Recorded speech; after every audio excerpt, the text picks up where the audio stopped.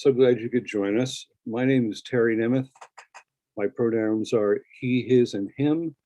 I have the most fortunate honor of being the publisher at TCG. A brief visual description. I am a 73-year-old white man with white hair or gray hair, gray mustache, wearing glasses. I'm wearing a hat that says read, and that's so you could read as many plays as you possibly can.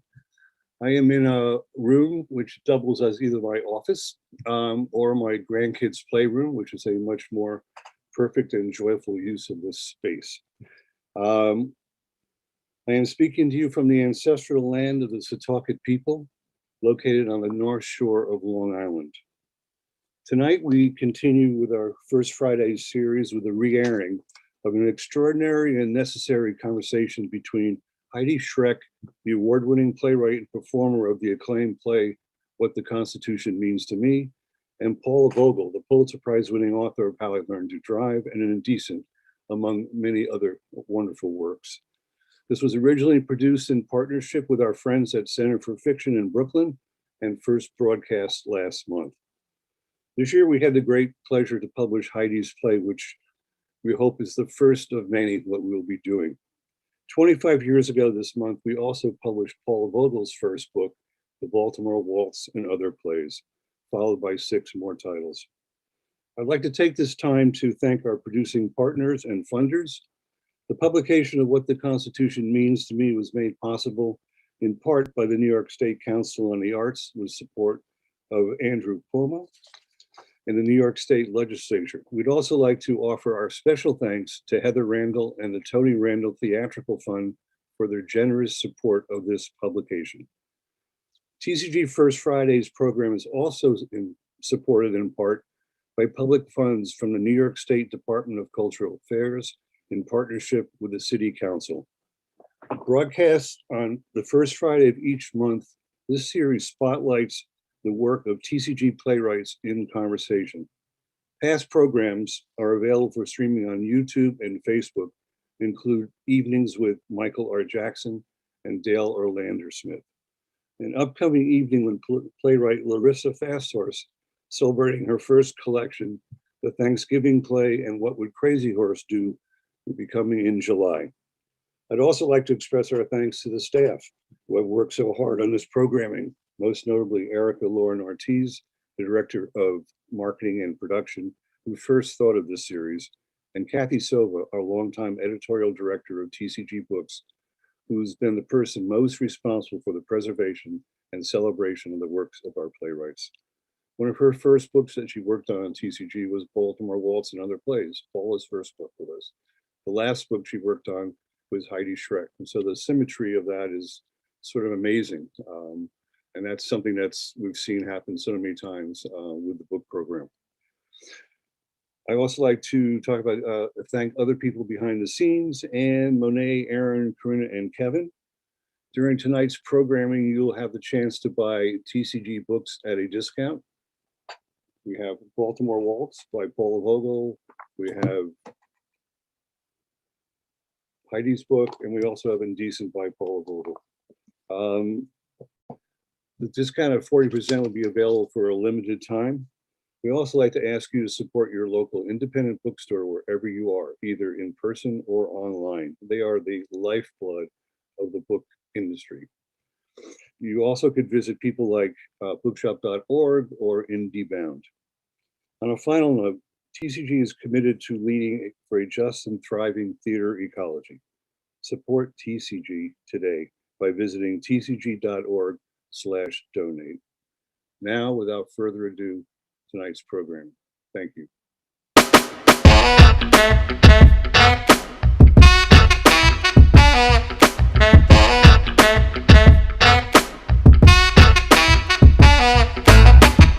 Welcome to the virtual event space for the Center for Fiction. I'm thrilled to welcome you here tonight as we continue our fabulous partnership with Theater Communications Group and their book program especially. We did events in the past with Jackie Sibley's Drury and Claudia Rankin and Annie Baker and Brandon Jacob Jenkins. And we're very excited to to be working together again tonight. For those of you who don't know, the Center for Fiction is the only literary nonprofit that focuses on the creation and enjoyment of fiction, but we love to celebrate storytelling across genres. And also in the real world, we are across the street from BAM and right beside Theater for a New Audience. So we love theater as well. All right, with all of that said, it is my pleasure to now introduce you to Erica Lauren Ortiz from Theater Communication Group, who's going to tell you a little bit about what they do and introduce our guests. Erica? Thank you so much, Melanie. My name is Erica Lauren Ortiz. I use she, her pronouns, and I'm zooming in from Lenape-Hoking, the unceded lands of the Lenape, known as Bergen County, New Jersey. So TCG Books, we commit to writers, not only to a particular play, and we work with playwrights throughout the life of their careers. As part of this 4-decade-long commitment, TCG Books has also published Paula Vogel's first major collection, The Baltimore Waltz and Other Plays, in 1995. And we've also published 5 other books for Paula, which include her Pulitzer Prize-winning How I Learned to Drive and Indecent. Every year, TCG commits to adding new authors to our list. And because of this, our rich list of authors, which is far too long to name, includes everyone from Stephen Sondheim to Stephen Adly Girgis, David Henry Wong, Brandon Jacob Jenkins, as we mentioned, Youngjin Lee, Lynn Nottage, Susan Laurie Parks, August Wilson, and so many others. And we are so excited and honored to work with all of these authors. And recently we had the great privilege of adding Heidi Schreck and forming a relationship with her and publishing her vital and important What the Constitution Means to Me in 2021. So we hope that this will be the first book of many for Heidi, and the first book, of course, with us of many. So at this time, it is my great honor to welcome both Heidi Schreck and Paula Vogel to the screen and to turn it over to these wonderful artists and TCG authors. Thank you so much. Thank you, Lauren, Erica. Thanks to TCG and thanks to Center for Fiction.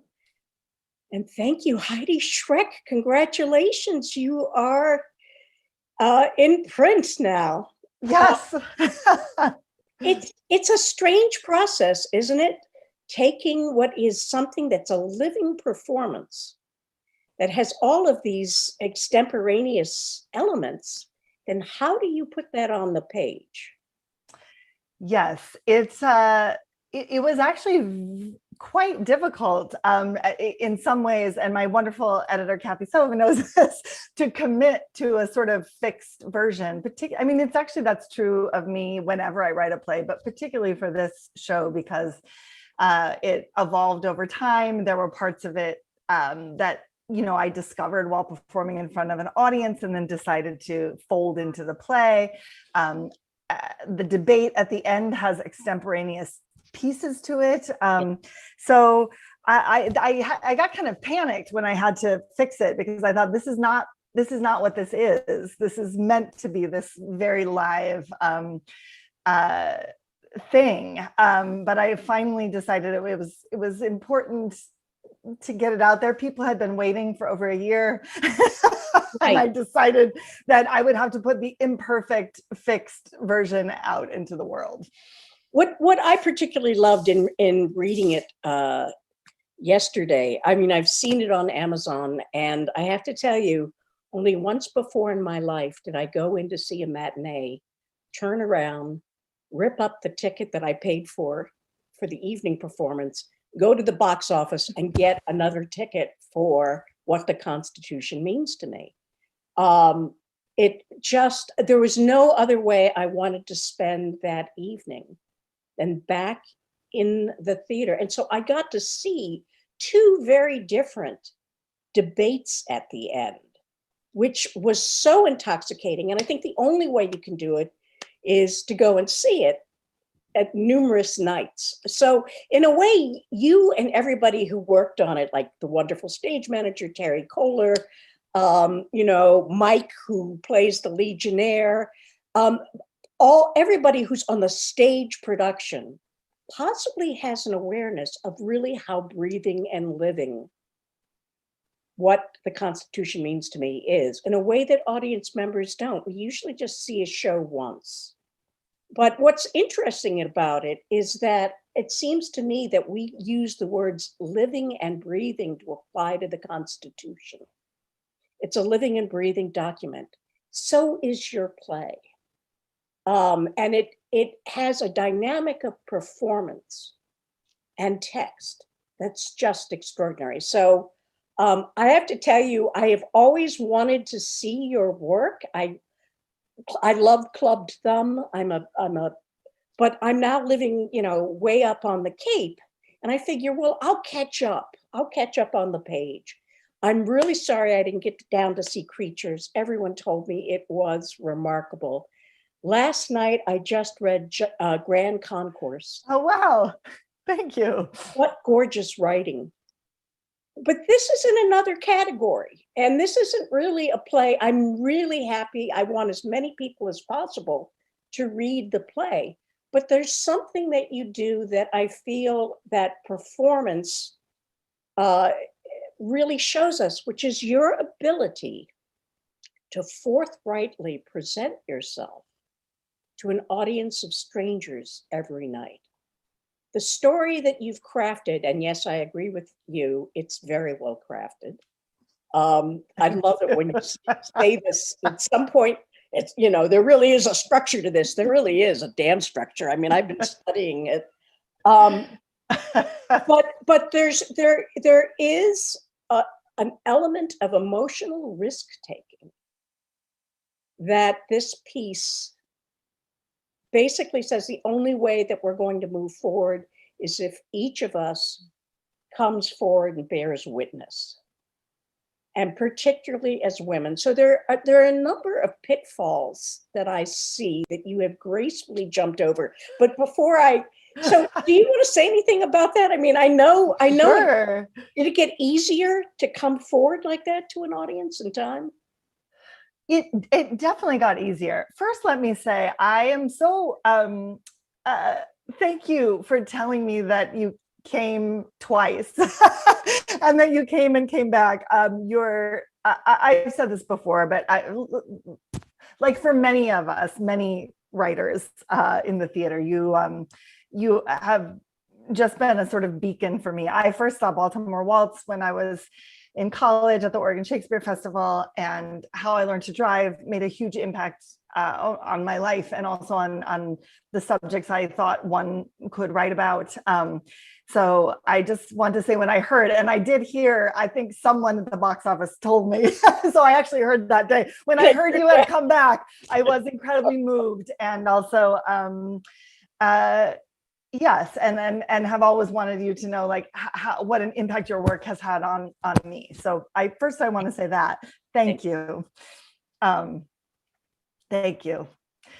Yes, I will say that the structure, it's funny because I feel like, first of all, everyone, Terry Kohler, our amazing stage manager, Arabella Powell, Noah Silva, Mike, Rosdelli, and Thursday, our debaters. Not only did everyone know what a living, breathing sort of fluid thing it was, but everyone also participated in that and sort of made that possible. Terry and Arabella, for one thing, would take copious notes so that if I added something more than 3 nights in a row, they would put it in the script and flag it for me. And so, and also they would come in, as would the young debaters, as would Mike, with new ideas for the debate each night or for the cross-examination. So we all, Noah Silva, our assistant stage manager, was hugely, made a huge contribution to the debate. So we became like a little team of people all thinking about this document and about our country and what was going on and trying to bring that together to the stage. And I feel incredibly lucky to have been surrounded by such brilliant people.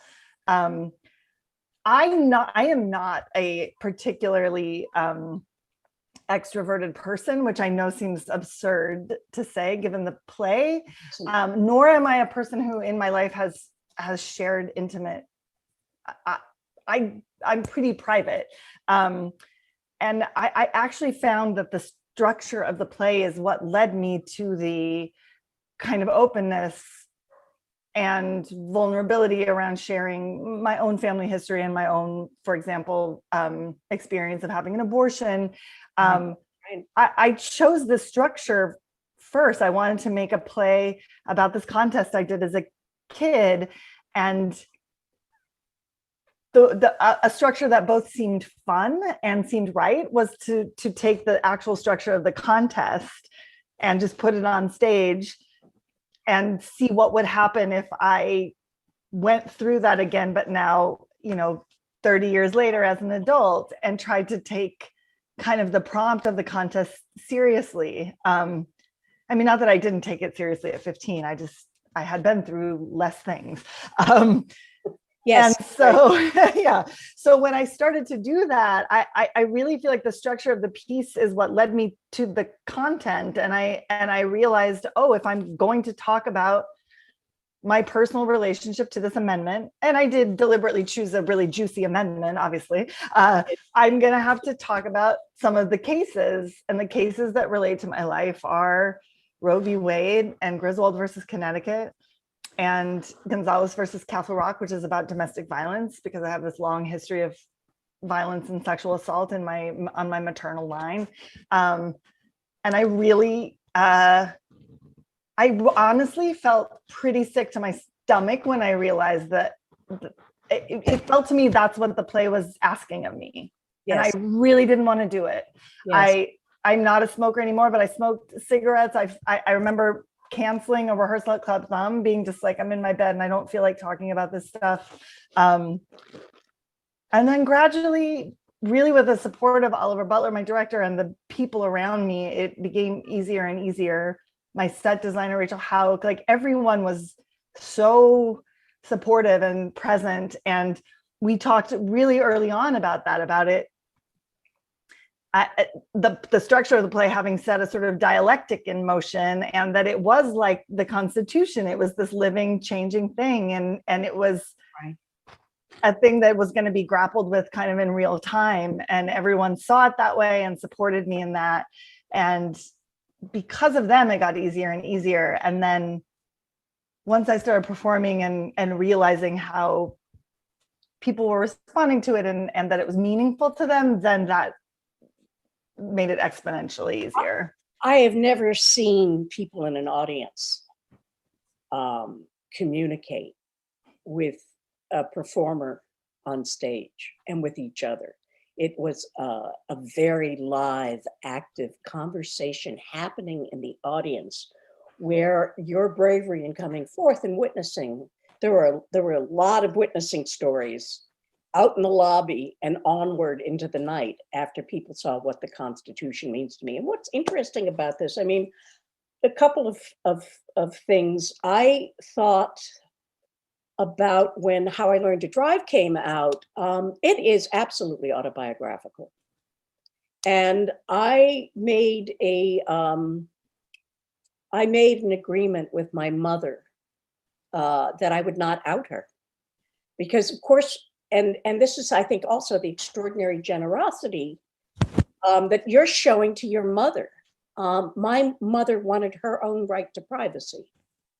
And it was the only time in her life that she came and saw one of my shows. Oh, wow. And I just thought, right back then, we were called confessional. Anytime a woman wrote about her own life material, which is all we have as writers, we were called confessional. Now I believe the word is autofiction.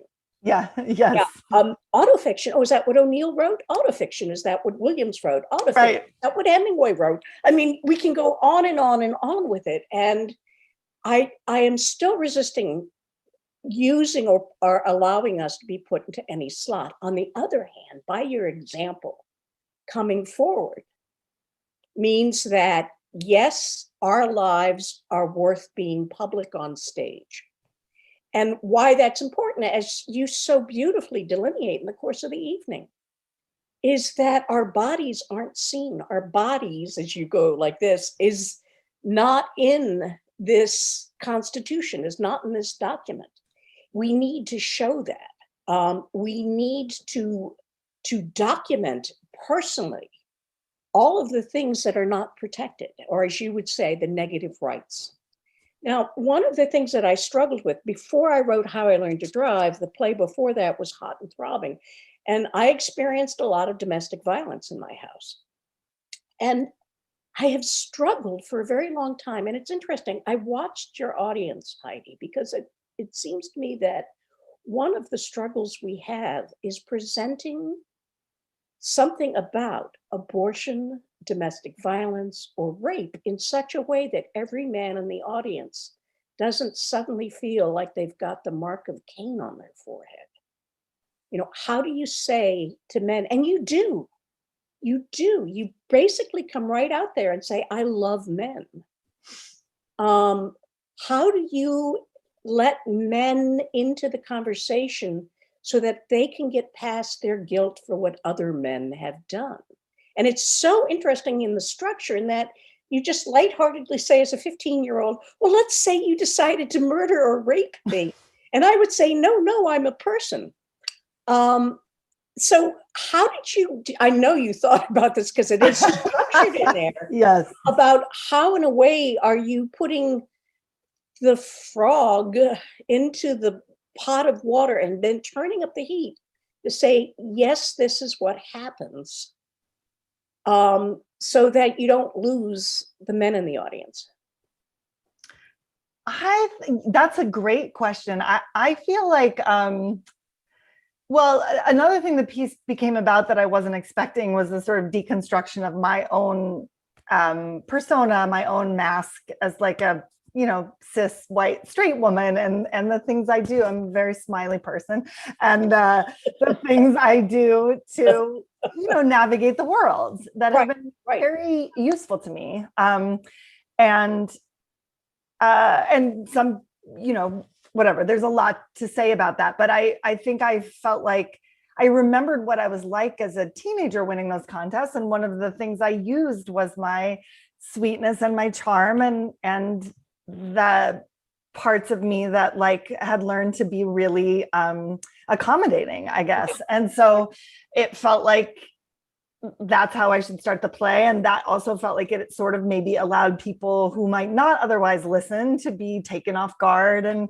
sort of enjoy themselves and listen to me before, I was able to drop that mask. So I would say those two things sort of came about at the same time. The same thing I used to get people to listen to me as a 15-year-old, I kind of used in the show. I will also say that I did feel like it was important.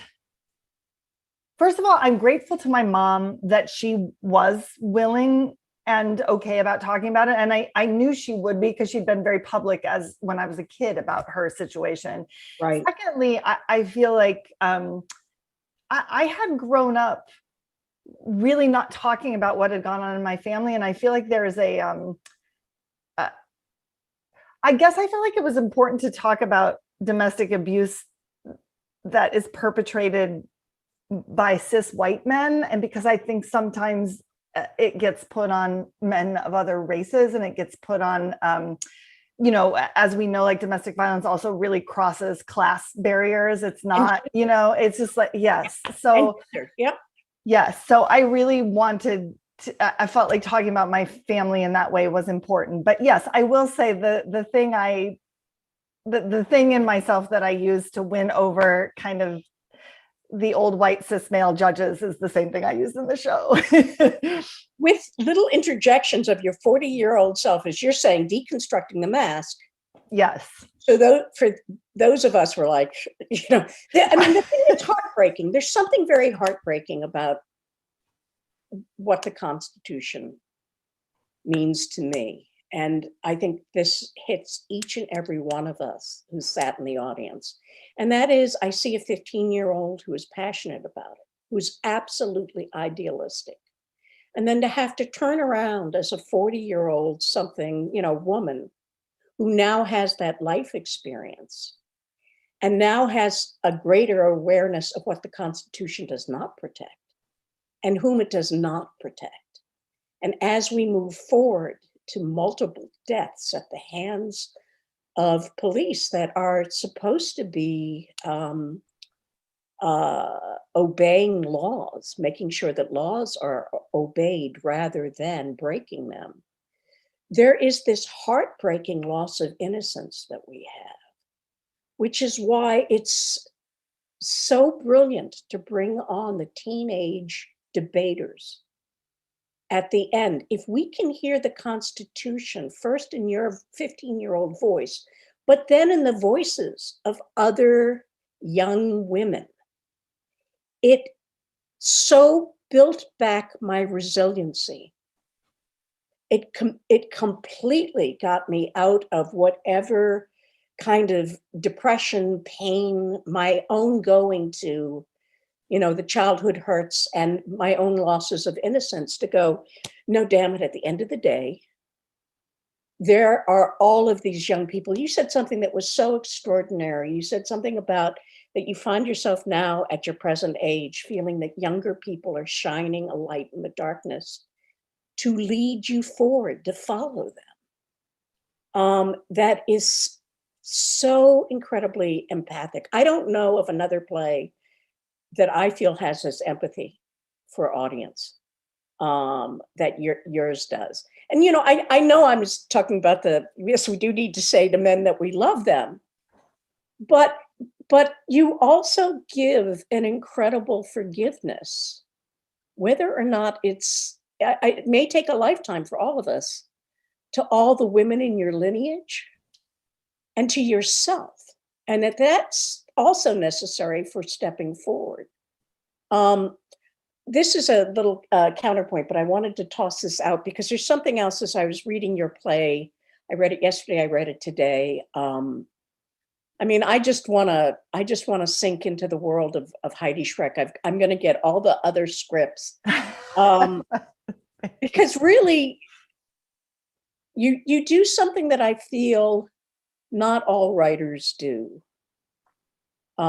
which is you think about the ending in a way that the ending reverberates beyond the lobby.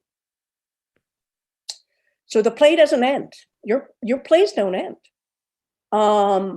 They create ripples that build into a tidal wave for each audience member. So what I wanted to tell you very, very briefly is that when I was in grad school, I thought about writing a dissertation called The Balancing Act. And I was going to do 3 case studies. One was of a play that was successful during the Golden Revolution in London in the 1680s between Tories and Whigs, when there had just been a bloodless revolution, but there was the promise of a revolution. It was very, very live. And these people had just been killing each other. So to have this hit in London with both sides intrigued me.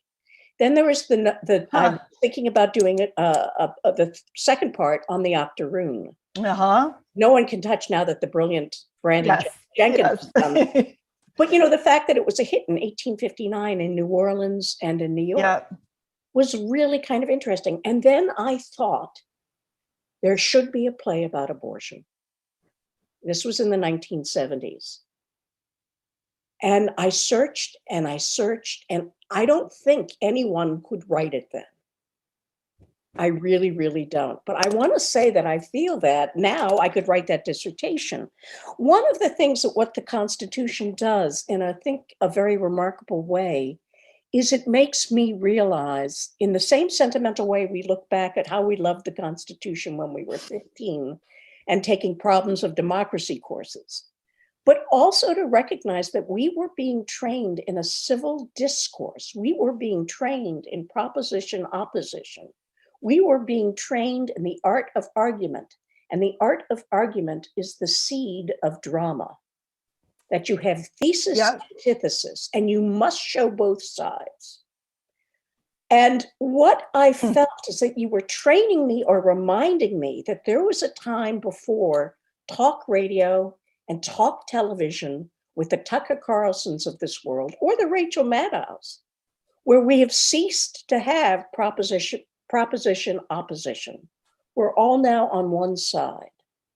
But what the Constitution is doing is saying, come on, we can retrain ourselves. We can go back. And that was kind of an extraordinary thing. So I have a very pointed question for you now, and it's not a fair one. Great, I'm ready. With what has just happened now in the last 3 years, 4 years, since you were presenting this and developing this, how are you feeling about this play and the Constitution and proposition opposition right now? Oof. That's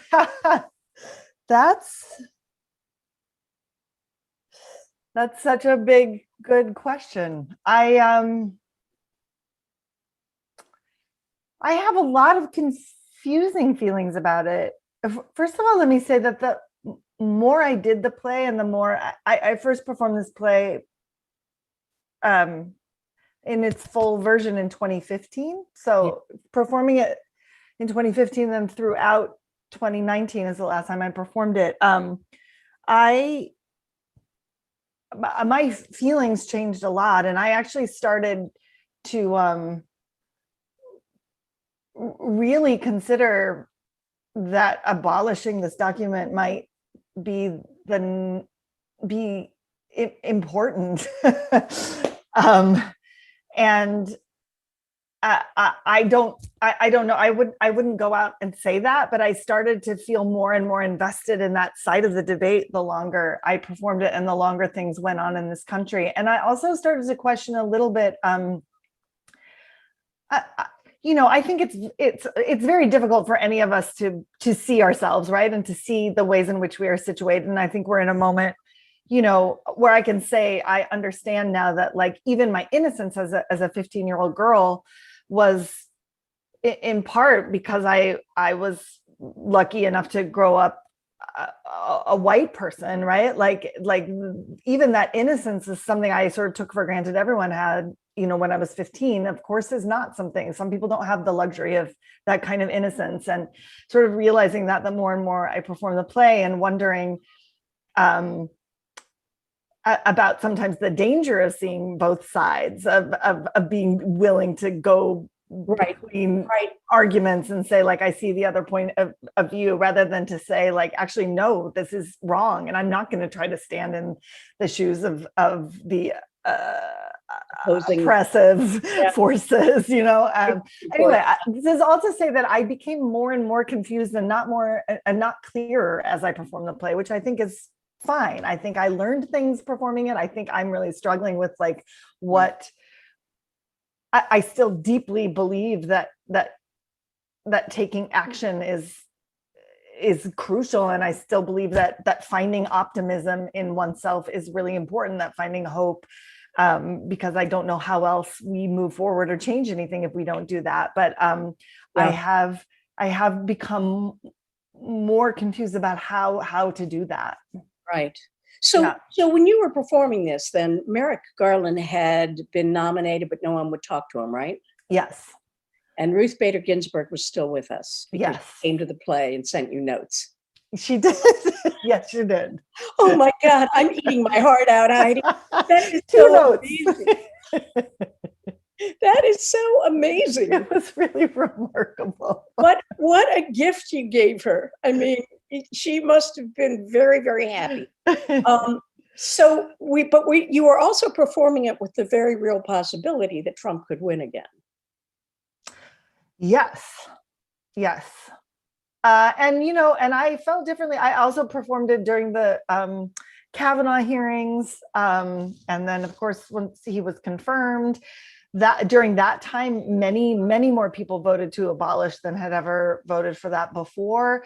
Like, performing it during times when it seemed like obviously something about this system for many of us is not working.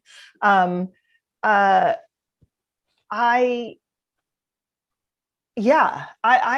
have to say, it was, my feelings change on a nightly basis, sort of depending on what was going on in the news, as well as did the audiences. And I could feel that, you could feel what people were carrying in with them, and it changed from night to night. Did you ever encounter people who are absolutely hostile to the play? Yes, absolutely. Yes, How I did they got. express it, and what did they express? Sometimes people left. Sometimes people left and then, tweeted at me or blogged about it. Or I had a number of people. Weirdly, I had a number of anti-abortion activists reach out to me, and I was terrified of those people. They were actually quite. The ones who reached out to me were very polite and just wanted to have a conversation with me to change my mind. Right. I had people leave me kind of mean notes. The audience can submit questions at the end, and I had people leave me, criticize me or calling me, a lot of people talking about how I hated men and things like that. Right.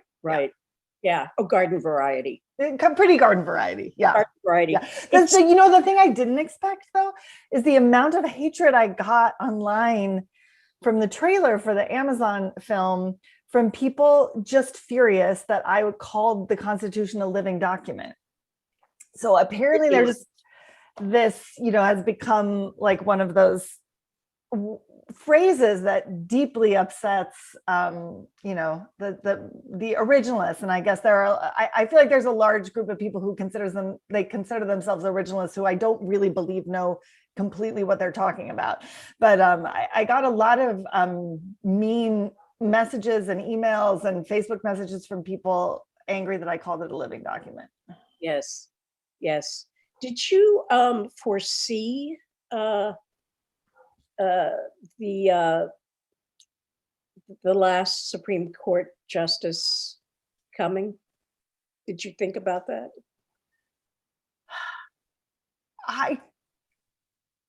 No, I really believed. I think I believed she would live forever. Oh, I had hoped so. I certainly believed that she would. Yeah, I think that's when I really started to the hope that I could find in myself every night doing the play and doing the debate with my, brilliant castmates, Thursday and Rose Deli. I when that happened, I really started to, I became like many of us, like deeply depressed, and just trying to understand like how we do move forward with how the way the court is weighted right now, and also the fact that we haven't passed an amendment, yes, in 20 years, and will we be able to ever ratify another amendment? Like, it feels like what's happened now is it is a dead thing right now. Like, we're really struggling to keep things alive and moving forward, and I just have a lot of fear and depression about that. I grew up as a kid. I feel like if you're hit by a taxi in New York, you may be an actor on your way to audition. If you're hit by a taxi right in LA, you're about to make a pitch. And if you're hit by a taxi in Washington, D.C., you're on your way to visit a Civil War battlefield.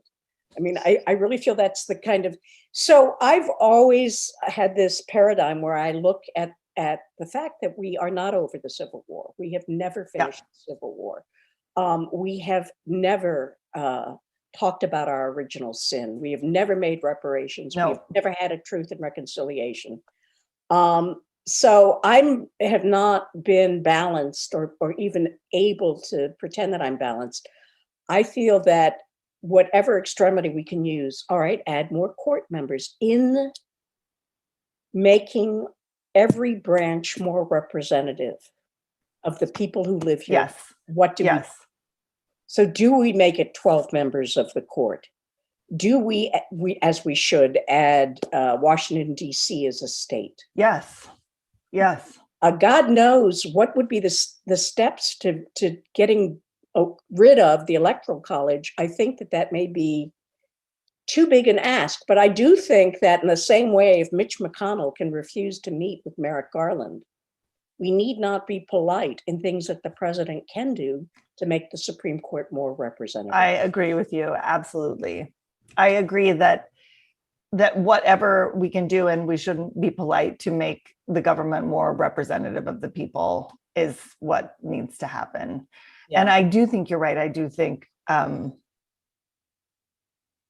we haven't ever confronted our original sin, and I think reparations need to happen, and there needs to. I feel like we will never move forward until we follow the lead of what happened in Germany or South Africa in terms of actually taking concrete action to confront Right. the genocide and slavery and the horrors that were committed in the founding of this country. Yes. Yeah. Well, I mean, so the good news is that we have a lot of means that are not dictated by the Constitution. It's true. That is true. All of the penumbra areas, as you would say, Yep. are right there, rife to be explored and used. Yes. So there's that. What else? I mean, other thoughts that you may have had just recently in terms of it? Yeah. I actually recently, there's this great Jill Lepore article in the New Yorker recently about sort of arguing that constitutions in general have actually made women's lives worse, trans folks' lives worse, people who are not cis white males' lives worse, because they actually, and this is where the Ninth Amendment and the penumbra comes in, they actually by spelling out rights, they actually then deny rights. Like, for example, abortion in this country was not, illegal. Like, abortions were happening and there were no laws against it until suddenly there were. And this idea that by spelling out rights, suddenly women were explicitly not allowed to vote, when in some places they had been voting. And I just find that very interesting, this idea that constitutions maybe actually rolled back rights rather than forwarded them for many people. Right. And I'm wondering if English is possibly a culprit here. Maybe. That there are not enough words that have openness to them. Yeah. I think like the way you talk about men, when they said men for the first time, suddenly, what did they mean? In the 14th amendment, every woman was disempowered, was suddenly without rights. Yeah, that's really interesting. Yeah, I like you're right though, just about language, even the fact that that we're now like finally moving into more widely and publicly acknowledging different kinds of gender expression. Like the fact that we have this very binary language system is probably holds us back, Yeah. And, this is another long rant, but the other thing that I'm thinking is how imbued originalists are in terms of Christian religiosity. That makes an enormous impact. In ways that you'd probably be able to articulate more than me. But one of the things I need to say it again. I feel that to have the courage to speak in public is something that, until the Grimke sisters stepped out into the marketplace to talk about the ills of slavery, that we were policed as women. And that as women, if we were in theater, we were not buried within church ground. Right. We were considered prostitutes. So there is a notion for me about when in this culture, in this country, are we allowed to be prodigal women? Every man is there talking about his own personal experience. No one is saying he's being confessional. No one is saying that he's breaking the taboos of his gender.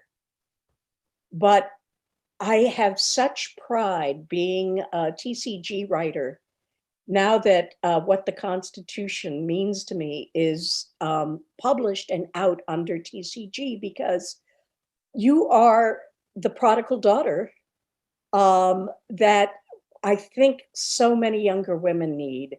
And those of us of another generation, so many of us need to light our way forward. And how wonderful that we've gotten to this point. I think your writing is just extraordinary, and I'm going to open it up if that's okay. Do you have any other thoughts? Because I would love to just sit here and ask you more questions. I would love that too. When you come down, maybe we can have a drink. Yes, I and would love listen, that. if you ever come up to Providence, it's only 2 hours to Wellfleet. All right, well, we're coming up to visit you. I want the girls to see where they were born, so we're coming Yes. up. And I have a very child-friendly beach. Great, that's perfect. We're coming to you then. This is becoming my New England godmother thing where I love to dip babies, particularly babies of artists. You know, I love it. We will take you up on that. They have not been in the ocean yet, so Oh, that's fantastic. perfect. We'll put them in the bay. There are no sharks in the bay. Okay, so let us see here the Q&A. Ready? Yeah, I'm ready. Okay. This is from Allie. Both of your works have been incredible call to arms for us as citizens and live with us beyond the physical walls of the theater. I'd love to hear what your call to arms are as we prepare to go back into the theater.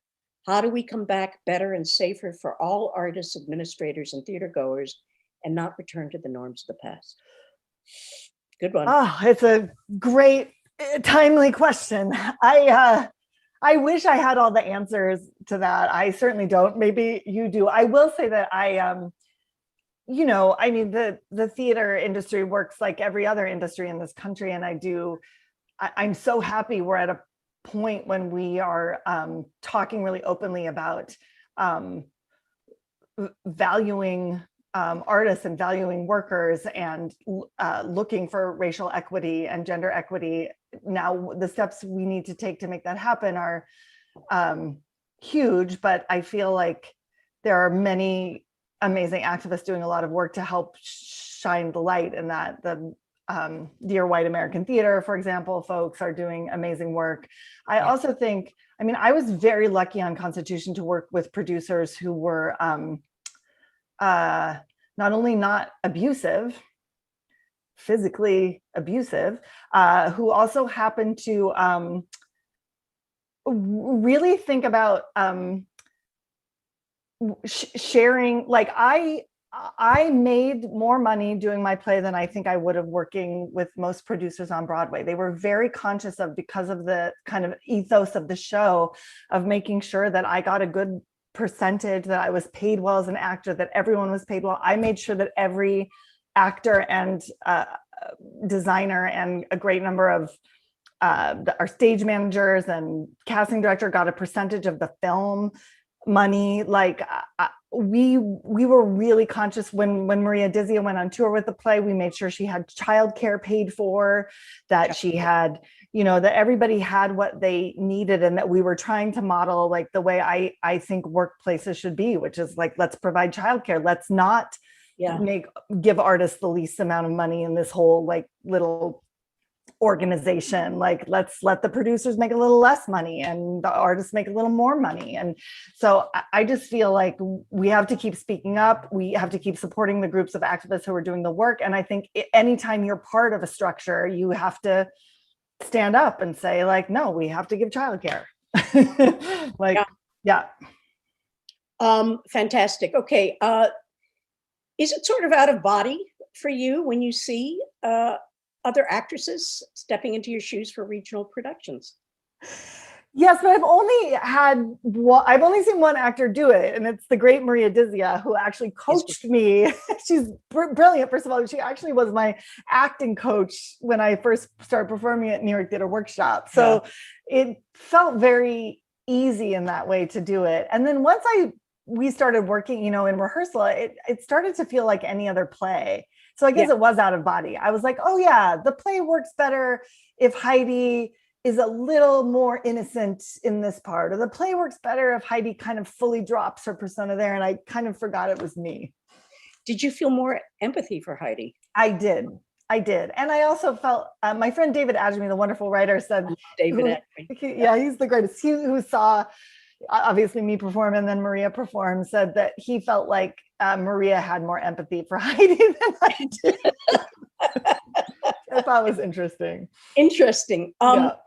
Here's another question. This is from Nick from the New York Theater Workshop production. Oh, Nick, hi. She said, like during all of the productions, there were so many current events that resonated with the piece. It made the piece feel so alive. I actually think, Nick, this is just mine. I think it's going to feel very alive 20 years from now, too. Did you ever feel a need to pull a comment because of current events? How do you decide what to comment upon and what not to comment upon? I mean, in terms of like the improvs I would do in the show. Yeah. Yeah, sometimes I mean, first of all, the structure is pretty set, and some of the things I'd been talking about, you know, for 10 years, they don't sort of change with the news of the day. A lot of the things in the show, but there were times when I was like, oh, I'm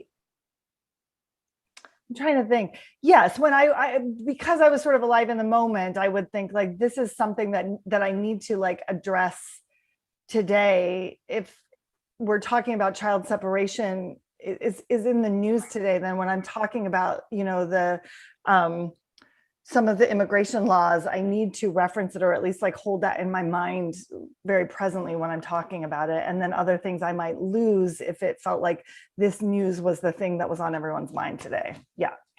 Yeah. Someone said, wait, RBG sent you notes? My question is, what were they?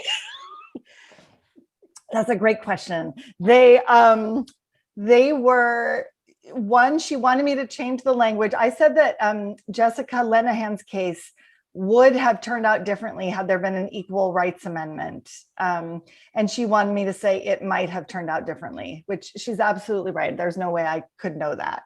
So I changed from would to might have. And then in the debate, we talk about how the Equal Rights Amendment could be ratified if we got the time limit removed. And she said she wanted to make it clear that she thought we would have to start over, that the time limit could not be removed. And I chose to respectfully disagree with her and keep that in the play. Yeah. What a thrill. My gosh, what Yes. Someone wants to ask, how well could you see the audience members in those front row rush seats?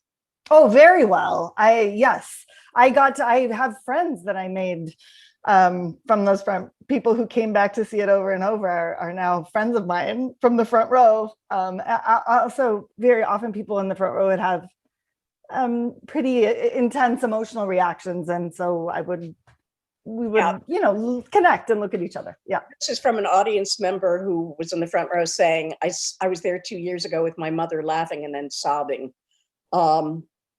Someone else said, okay, I think we've talked a little bit about the process of adapting the play for touring. Yes. In terms of how you really could adjust watching it, not performing it. This is it's like lighting a bomb and throwing it in. All right, go for it. Given that Karen Olivo announced a few hours ago, they will be she will not be returning to Moulin Rouge due to industry silence. I did not know this, on Scott Rudin. How do you think your work, both you and Paula, can help continue this advocacy and push for change? How do we make our workplaces less toxic?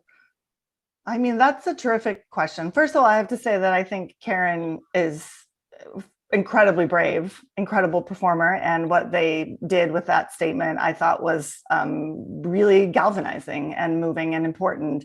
I honestly, I made a statement when the article first came out on Twitter and was actually surprised that it was picked up by Playbill and other places that I had spoken out about it. It honestly seemed a little bit of a no-brainer. I think we can all agree that like you can't physically abuse people who work for you. It seems like a pretty easy statement to make, but then I realized how actually difficult it is because so many, I mean, I'm lucky that my income doesn't rely on Scott Rudin. And I'm in part lucky because I had producers who, like I said, gave me a very generous deal. It's possible if I'd been working for Scott Rudin, I wouldn't be as comfortable as I am now. And so I have to say, I guess I'm saying these things are systemic. Like there's a lot of people whose livelihoods depend on the work that some of these producers do. And so like, I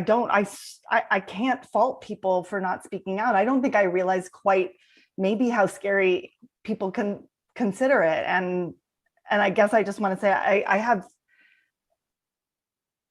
I think the fault is the abuser's fault. And yes, I think we all need to speak up, but I just want to say that I have empathy for people, whether or not they speak up, because they're part of an abusive system. There are a lot of reasons that people don't speak up. There are. And I want to say that Karen, what they did is incredible.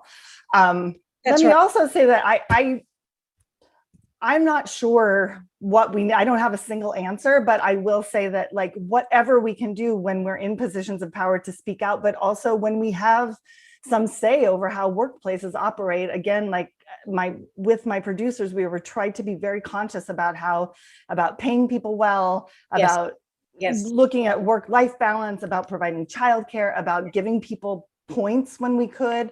I think that more artists should, like what happened with Hamilton, should actually have points in the projects they participate in and help develop and work on. I think that personally, I think that I have friends, and I have a lot of friends who do theater in Europe, and they were like, you perform 8 times a week? That's bizarre.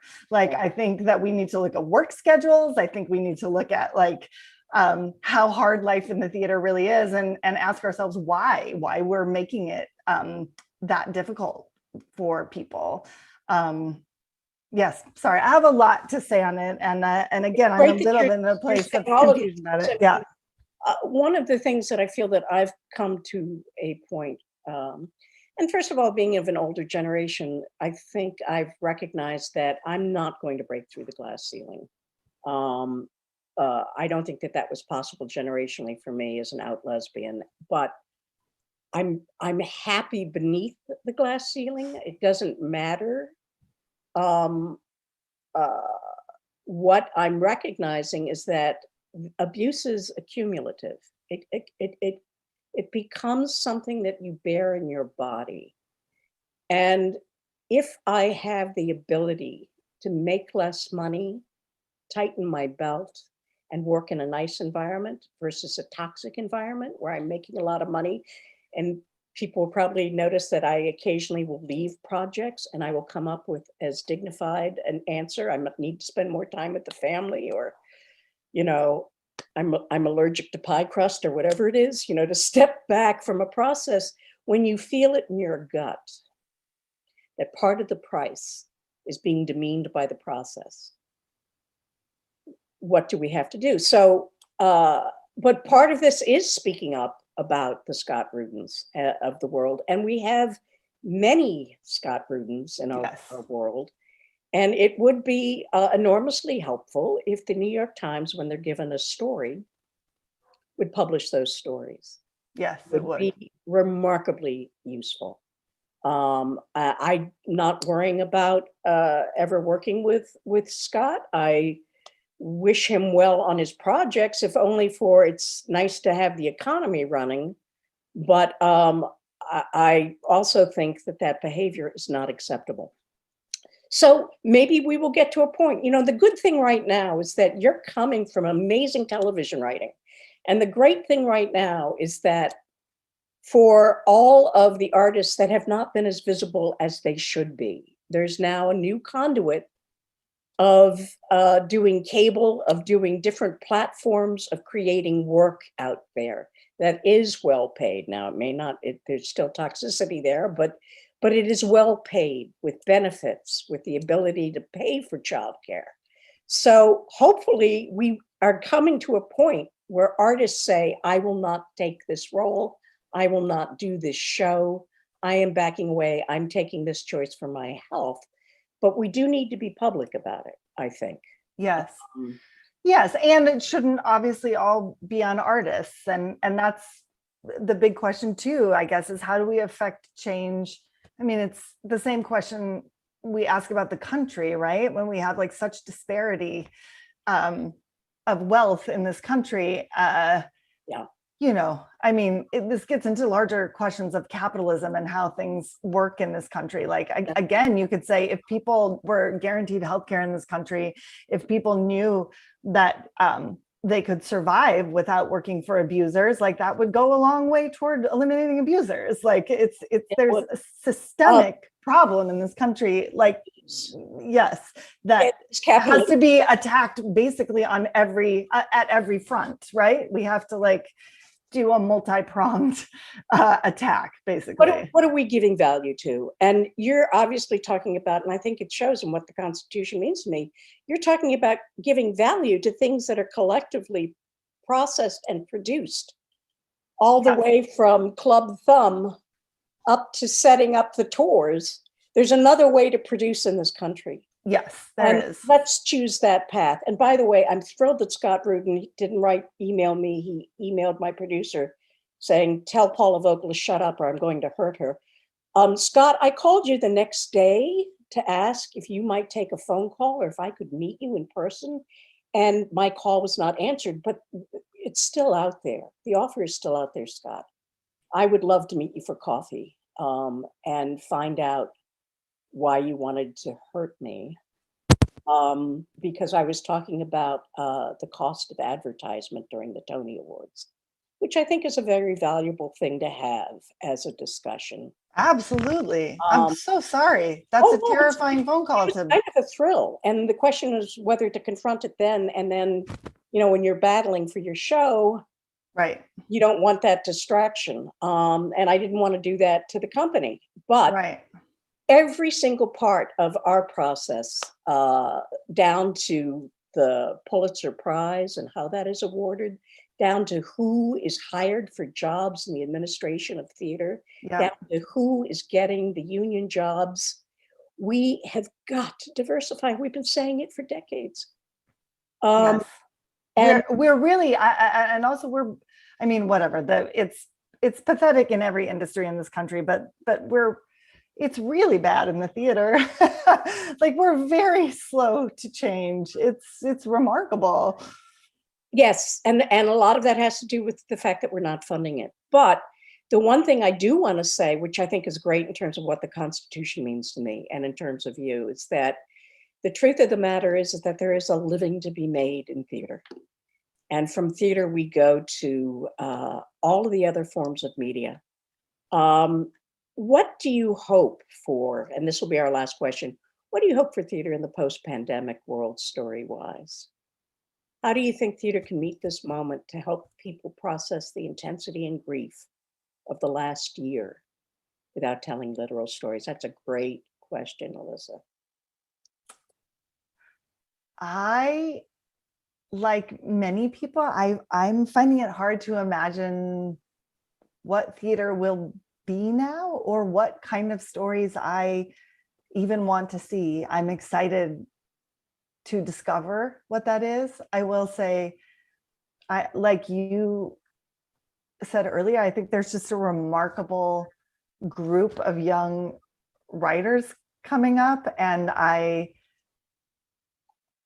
was recently got to read a bunch of plays for a sort of panel I was on, and just plays that are speaking to this moment, like Alicia Harris's work, What to Send Up When It Goes Down. I was really shaken to my core by that play, and also so moved by it as putting theater out into the world as a ritual, as a collective act of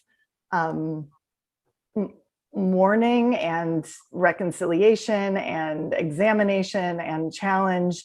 It felt like it would feel like a church service. Probably I didn't get to see it in person. I can't wait and hope that I will get to in the future. I think that I will, because I think that it's happening.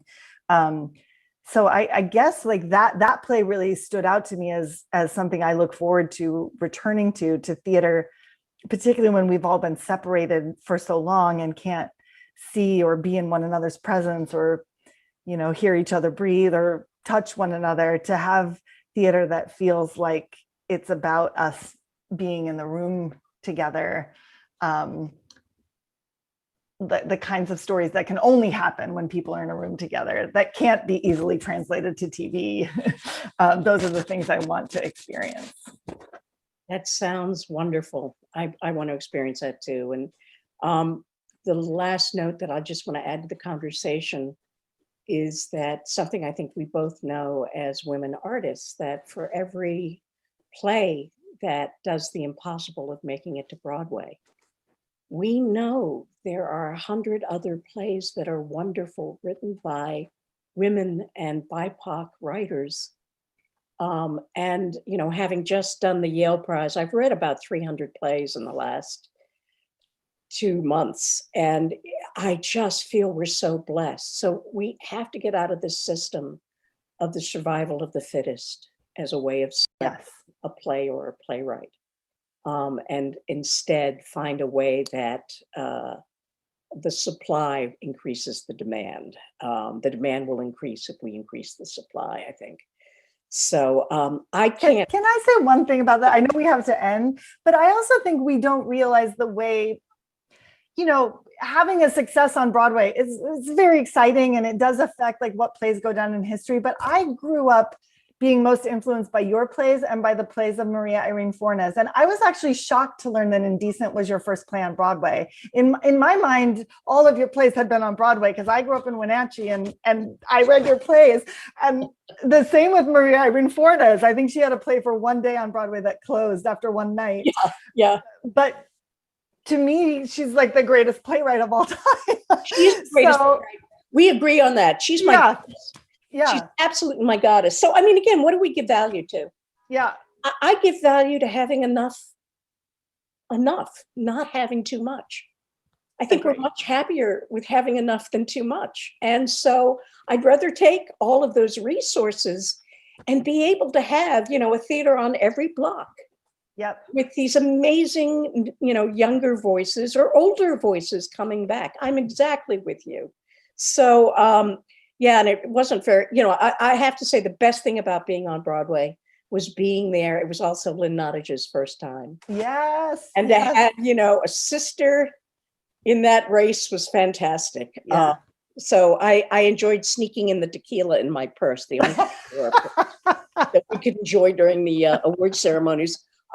So I hate this. I wish I could just say, hey, Heidi, let's go to the bar now. And let's all of the people, these wonderful people here from Center for Fiction and TCG, let's go to the bar. But I know that the twins are waiting, and I'm sure you have much to do. I just want to say congratulations. I just want to express the thanks that's streaming in on this question and answer. Thank you, Paula. Given us, it's extraordinary, and you've changed my DNA as a writer, and I am in your debt.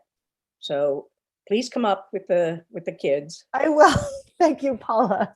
And let us cook for you. And just I hope on to the next and the next and the next for you. Thank you. I look forward to seeing you, and thank you for your plays, and I look forward to more. Right at you. All right. Thank you all. Thank you, everyone.